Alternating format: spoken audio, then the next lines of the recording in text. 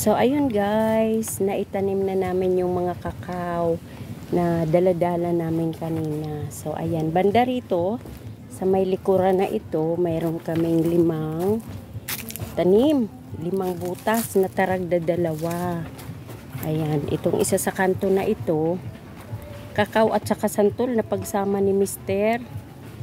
Pero okay lang yan. At least may kakao ka na, may santol ka pa. So, bali 5 sila dito. Tapos, banda roon. Banda rito. Ayan. Taragda 2 puno rin. Ito. Tapos ito. 3 naman dito na taragda 2. Yan. Sana mabuhay sila lahat.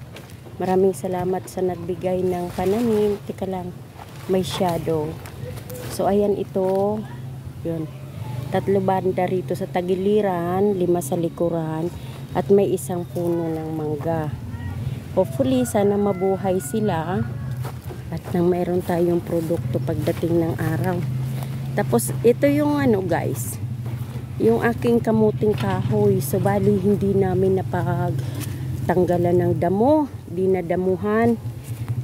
Ayan, malalaki na sila. Nasa 2 buwan na tong mga to. Hanggang doon yan. O, diba? Sa linggo, babalik kami rito at magdidilig ulit.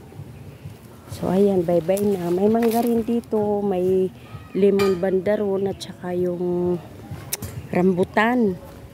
Ayan, ayan. Yung rambutan na buhay na yung rambutan. Tapos yung lemon, buhay naman sila lahat. So, ayan guys, bye-bye na. Kita-kita tayo sa aking mga susunod na vlog.